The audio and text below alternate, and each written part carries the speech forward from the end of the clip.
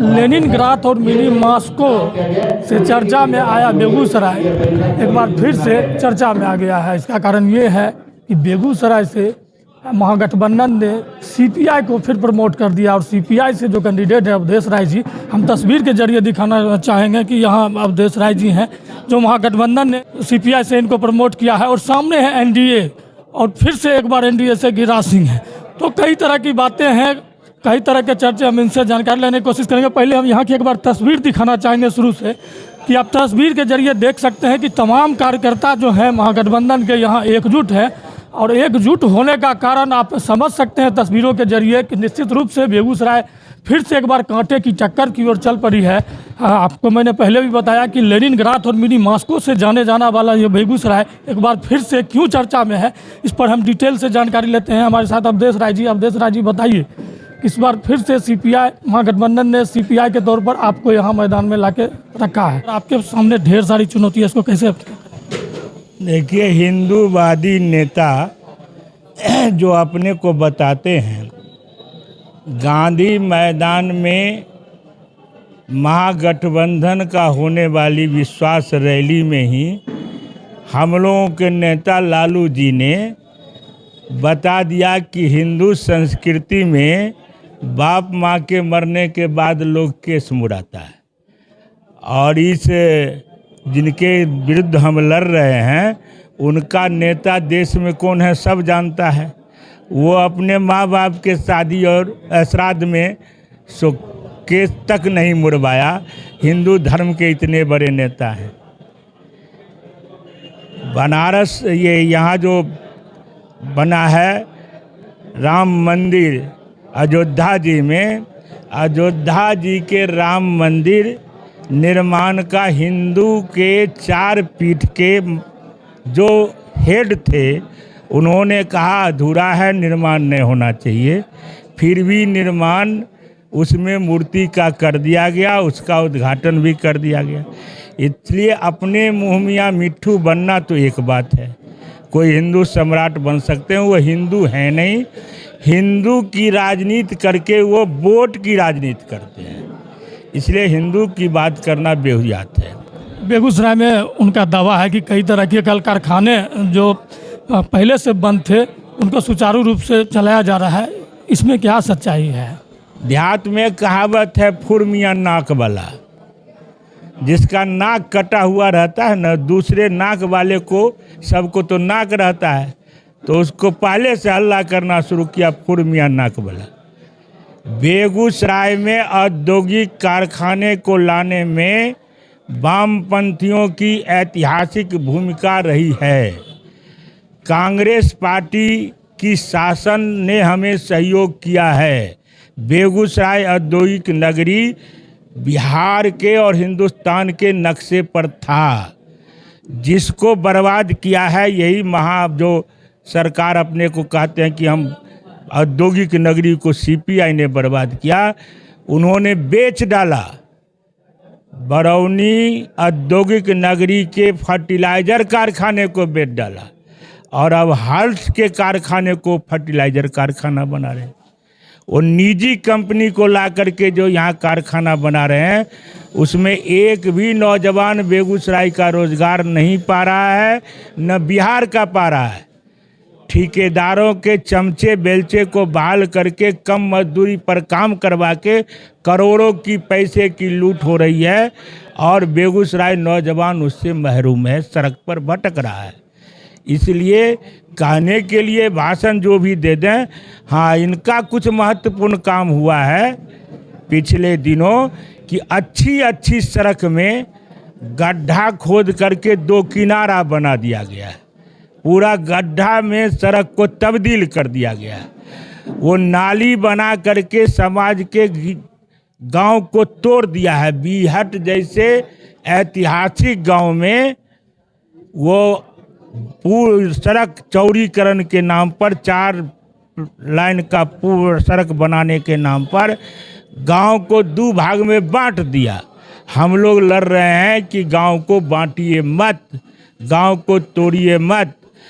इस जिले के अंदर जो हिंदू मुसलमान भाईचारे की ज़िंदगी से एक दूसरे से मोहब्बत करते हैं, एक दूसरे के पर्व में हिस्सा लेते हैं, वहाँ तिक्रम करके कहिए लोगों के बीच में फूट डाला है, झंझट करवाने की कोशिश किया है। इस तरह से कोशिश की। अब जैसे आप अभी खातोपुर से लेकर के बलिया तक में जाइएगा, एजेंट बहाल किया, भावनाओं को भड़काने के लिए झंडा को जलाया, मूर्ति को तोड़वाया और मूर्ति तोड़वा के फोटो खींच करके एक दूसरे के बीच में वायरल करके दंगा फसाद हो।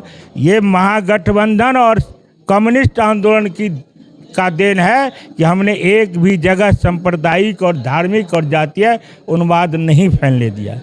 इसलिए ये कर सकते हैं समाज को तोड़ने का काम, ये कर सकते हैं नाली नहर नदी के नाम पर पूरे इलाके को बांटने और छांटने का काम। हम एक दूसरे को जोड़ने वाले लोग हैं, हम भाईचारा स्थापित करने वाले लोग हैं। इसलिए हम इस बार कसम खाया है कि बेगूसराय ज़िले से जो बेगूसराय के बाहर के लोग आकर बेगूसराय की संस्कृति को मिटाना चाहते हैं, भाईचारा और मोहब्बत को ख़त्म करना चाहते हैं, गांव और समाज में नफ़रत फैलाना चाहते हैं, विकास के किए गए कामों को मिटाना चाहते हैं, उसको हम नहीं होने देंगे।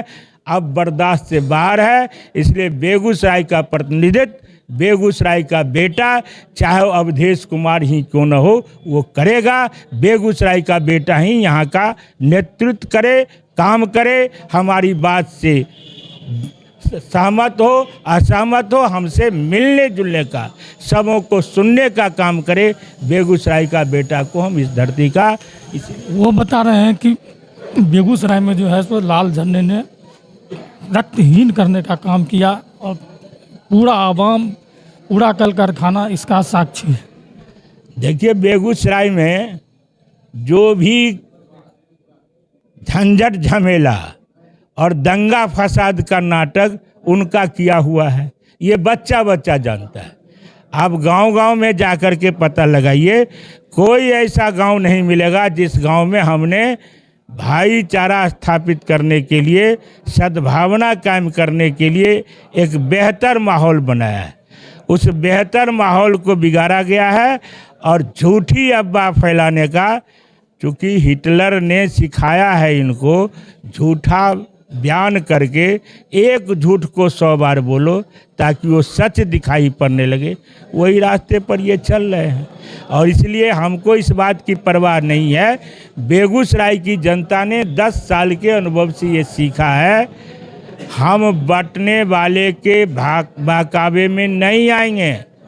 हम बेगूसराय के सभी जाति धर्म में जो सद्भावना हमारे पुरखों ने स्थापित किया है उसको हम कायम रखेंगे। और उस कायम रखने में कोई अगर बेटा आगे बढ़ के काम कर सकता है तो महागठबंधन है, और महागठबंधन में अवधेश कुमार के कंधे पर ये जिम्मेवारी दी गई है। बेगूसराय के युवा और जो लोग हैं वो कई चीज़ से अभी भी उपेक्षित रह गए हैं, चाहे वो दिनकर विश्वविद्यालय की बात हो, चाहे वो उलाव में हवाई अड्डे की बात हो, या फिर मेडिकल कॉलेज की बात हो। इसके अलावा भी बहुत सारी योजनाएं हैं जिससे बेगूसराय के जो आवाम है अभी तक वंचित है। क्या लगता है क्या कारण हुआ? आपसे तो हमने कहा ना, यहाँ नफरत, जहर, झूठ, हंगामा के सिवा कुछ मिला ही नहीं। आपके आने के बाद क्या, आपके आने के बाद इसका प्रारूप क्या? हमारे यहाँ दिनकर विश्वविद्यालय की आज से नहीं, दुर्भाग्य है कि हमारे नौजवान सिर्फ महागठबंधन का नहीं, बीजेपी के साथ झंडा उठा करके लड़ने वाला नौजवान भी वो दिनकर विश्वविद्यालय के मांग किया, कोई सुनने वाला नहीं। शामों में पुल बना करके टापू को बेगूसराय से जोड़ने का बात उठाया, कोई सुनवाई करने वाला नहीं। यहाँ पर जितनी भी डिग्री कॉलेज हो, ये मेडिकल कॉलेज हो, इंजीनियरिंग कॉलेज हो, उसके लिए लोग ज़मीन देना चाहे, कोई सुनवाई नहीं। और ये सभी काम पेंडिंग इसलिए है कि बेगूसराय का कोई भी धरती पुत्र, कोई नेतृत्व नहीं कर रहा था। अगर हमको इंडिया गठबंधन ने ये जिम्मा दिया है तो हम इन सवालों को लेके सदन से लेकर के सड़क तक लड़ेंगे और इसको लाने का काम करेंगे। इसके अलावा आपका एजेंडा क्या है? इस बार आप सामने आए हैं जनता के। हमारा एजेंडा है, बेगूसराय जिस तरह से विकास के शिखर पर था, हम समाज को जोड़ के जाति धर्म की नफरत से बाहर निकाल के बेगूसराय ज़िले के नौजवानों को रोजगार कैसे मिले, बेगूसराय ज़िले के छात्रों की पढ़ाई बेहतरी कैसे हो, यहाँ मेडिकल से लेके इंजीनियरिंग तक सभी पढ़ाइयों में कैसे विकास हो, बेगूसराय ज़िले जो सड़क नरक में बदल गया है उसका निर्माण करके गांव को सड़क शहर से कैसे जोड़ें, ये हमारा उद्देश्य होगा। और आने वाले दिनों में बेगूसराय फिर से जो बिहार ही नहीं हिंदुस्तान में अपना पहचान करवाया था, धीरे धीरे उसके पहचान को मिटाया जा रहा है। उस पहचान को फिर से बरकरार कैसे करें, इस दिशा में हम कदम बढ़ाएंगे। बिल्कुल, ये थे अवधेश राय जी। महागठबंधन ने फिर एक बार बेगूसराय से सीपीआई कैंडिडेट के रूप में इनको उतारा है और साफ तौर पर इनका दावा है कि जिस तरह से भाईचारे का सौहार्द बिगाड़ने की कोशिश की गई बेगूसराय में, कल कारखाने खुले जरूर लेकिन उसमें स्थानीय लोगों को रोजगार नहीं मिला। ये तमाम मुद्दे हैं, चाहे वो शिक्षा का हो या मेडिकल को, तमाम मुद्दों पर ये एक बार फिर से जनता के सामने आ गए हैं और इन समस्याओं को लेकर एक बार फिर एनडीए से टक्कर लेने को बेताब है। अब देखना दिलचस्प होगा इन तमाम घमासान के बाद आगे सत्ता के सिंहासन पर काबिज कौन होता है। बेगूसराय से न्यूज़ 24 के लिए कैमरामैन राम कुमार के साथ जीवेश।